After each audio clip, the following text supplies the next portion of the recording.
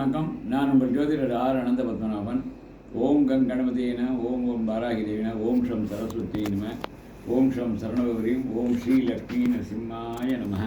ஆதித்யாய சோமாய மங்களாய புதாய குரு சுக்ர சனிப்பேச்ச ராகவே கேது ஆதித்ய நவதேவதாபியோ நமோ நம. நம்ம அரசமத்த பூஜையை பற்றி பார்த்துட்டு வரோம்.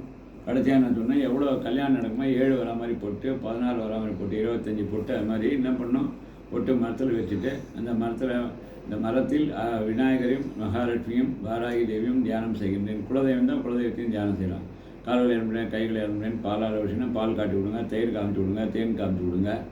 அதுக்கப்புறம் சந்தன போட்டு வைக்கணும், போட்டு வச்சுக்கணும், குங்குமம் போட்டு வைக்கணும், படத்துக்கு வைங்க.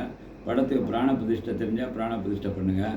பிராண பிரதிஷ்டைன்னா புக்கில் இருக்குது, பார்த்துக்கலாம். பிராண பிரதிஷ்டை பண்ணுங்கள், இல்லாட்டிலும் பரவாயில்ல. இன்னும் 108 போற்றி அஷ்டலட்சுமி போற்றின்னு இருக்குது.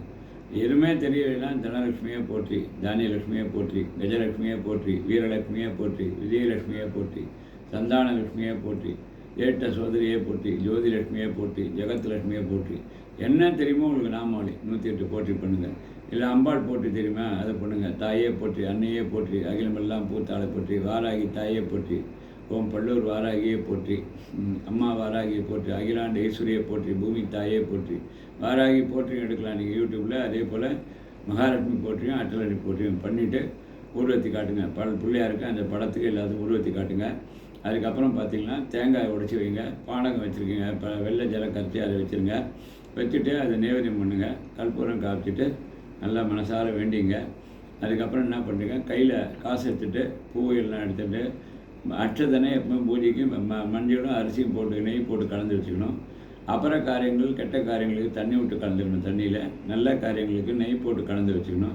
அந்த அரிசின்னு பேர் மஞ்சள் அட்சதைன்னு பேர். அட்சதைன்னா அதுதான் பச்சரிசியும் மஞ்சளும் நெய்யும் சேர்த்து கலந்து அதை டப்பையில் கொஞ்சோண்டு எடுத்துகிட்டு கையில் எப்பவுமே வச்சுக்கணும். பூஜையும் போது அது வேணும். அட்சதான்னு சமர்ப்பியான்னா இதான் அர்த்தம். கையில் அட்சதை பூ காசு எடுத்துகிட்டு என்ன பண்ணுங்க அப்படின்னா, உங்களுக்கு ஓம் நமோ நாராயணாயன, ஓம் ஸ்ரீ லக்ஷ்மி நாராயண, ஓம் வாராகி தேவி. மகாலட்சுமியோட மூல மந்திரம் ஓம் ஸ்ரீம் ரீம் ஸ்ரீம் அமிர்தலட்சுமி ஸ்வஹா. அந்த வார நட்சத்திரம் அன்றைக்கி சொல்லிவிட்டு, இது மாதிரி எனக்கு என்னுடைய மகனுக்கு கல்யாணம் ஆகணும், மகளுக்கு கல்யாணம் ஆகணும், உங்கள் பொண்ணு பண்ணால் எனக்கு கல்யாணம் ஆகணும், மகாலட்சுமி வேண்டிட்டு குறைஞ்சது என்ன பண்ணணும், 7 சுத்தாவது சுற்றணும்.